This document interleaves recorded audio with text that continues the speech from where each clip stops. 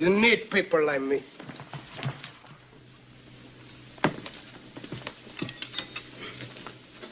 You need people like me so you can point your fingers and say, that's the bad guy. And this video has been brought to you by racism. Racism is accepted wherever true Americans are. Perfect. So I put together this video to showcase and to show off the fact that we have things that take place here in America, and we will have certain men out here that will decide that they want to speak on what it is that is going on. You'll have one side where they will make sure to protect that woman of their own, no matter what she does or how she does it. It will always be right. It'll always be okay. And those exact same men protecting that woman will then get on another woman of a different ethnicity, deciding to state that, oh, this is clown type of behavior. This is classless. This is not sportsmanship, and, a variety of things of that nature. But, I'm going to let society, those out there who see things differently, who look different than me, say what it is that I would normally say in an instance such as this.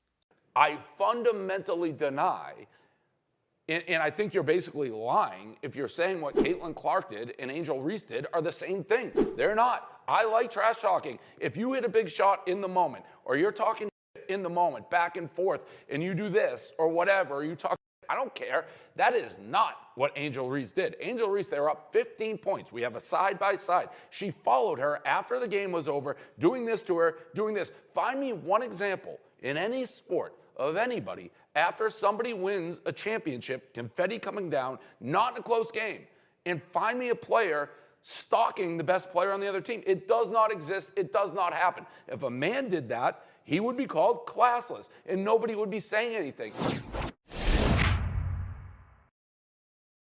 I'm Mike Leslie, and this is my extra point. It's the championship celebration that everyone is talking about. Angel Reese of LSU following Caitlin Clark around the floor, doing the "you can't see me" hand gesture and holding up her ring finger.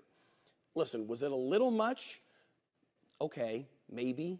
The following her around the floor part maybe is a little much. That's as much as I've got for you on this, though. A little much. That's it. Let's not forget who we're talking about here. This is Caitlin Clark. First and foremost, the best player in the game, a sniper who will pull from anywhere, and a legitimate paradigm-shifting athlete that has taken the women's game to new heights. But we're also talking about a supreme trash talker herself, telling Haley Van Lith to shut up because her team was down 15. It doesn't matter anyway. Sloughing off even guarding a South Carolina big because there's no point. Doing the "you can't see me" gesture to both Louisville and South Carolina. And there's nothing wrong with any of that either. It's trash talk in sports. It's part of competition at the highest level. And make no mistake, what we're seeing from Caitlin Clark, Angel Reese, Aaliyah Boston, and so many more is absolutely competition at the highest level. We as fans should act like it. If something like this happened in the NBA, we wouldn't hardly blink. Caitlin Clark is a grown woman. She does not need your protection. Angel Reese is a champion. She doesn't need or deserve your derision. Racism in America looks like a white basketball player named Caitlin Clark getting a shit ton of coverage, which she deserved for balling out, right? While she's balling out, she's showing a little trash talk, right? Hitting her opponents with the "you can't see me," or waving off shooters from the three-point line saying, "I don't gotta guard you," and stuff like that, which is trash talk, right? But a lot of media was either silent about that or even praised her, right? Talking about her edge, talking about her fire, talking about how cold she is, right? But then in the national championship when they're losing and a black player, Angel Reese, does the same exact shit, right? Hits her with the "you can't see me" as time's running out, holds up her ring finger, right? Because they're about to win the national championship and get their rings for that, right? Then all of a sudden, the same media that was quiet or even praising Caitlin Clark is talking about how classless this is, how they were mocking her, how they were taunting her, how it's disrespectful, poor taste, bad sportsmanship. But wait a second, when it was the white player, you were praising it or had no issue with it. But now that it's the black player, you don't like it and it's problematic. That's definitely not fucking racism.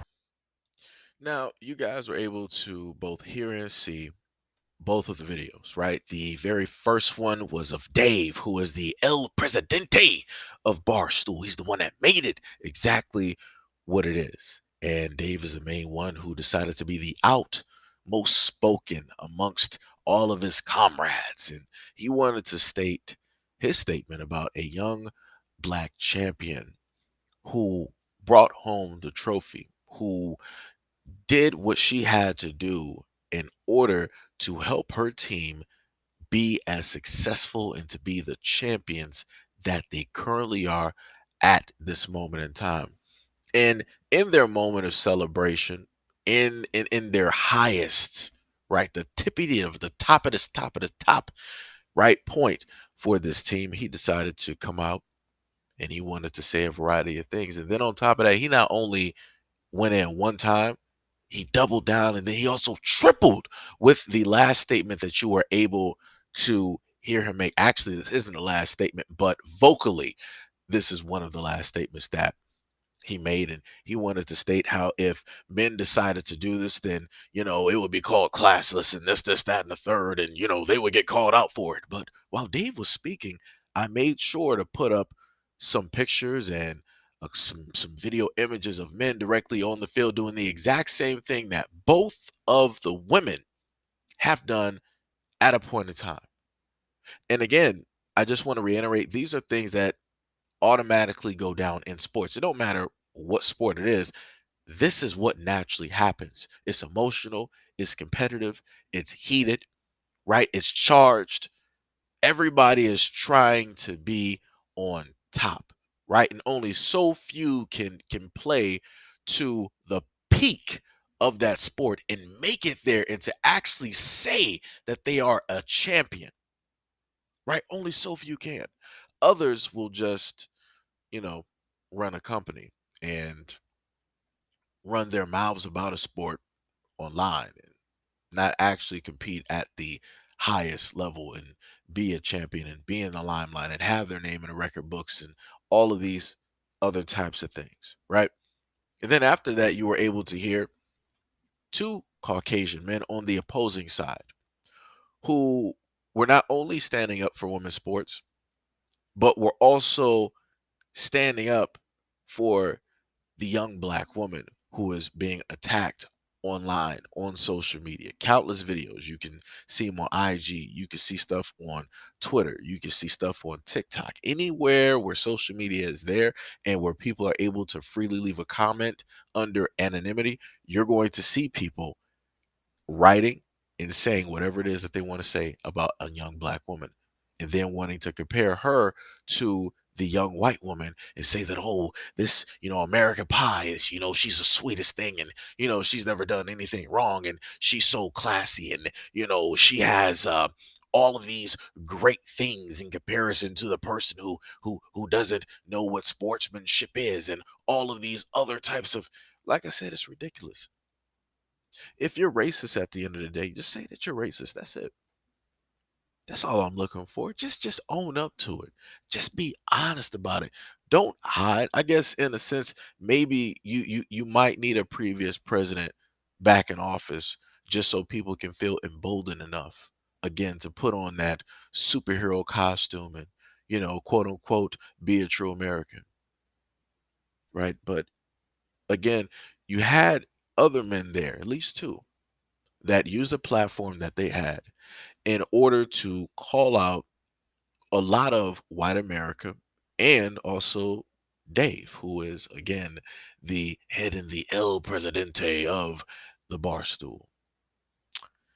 Amazing how these things tend to work, right? It's amazing how when you're black and you're doing what it is that you should be doing, that you get called all types of things. The young woman basically stated that those out there in the media and so on wanted to say that she was ghetto and all of these hood and all of these other things, right? Basically stating that she is undeserving of being at the top, undeserving on being on the team.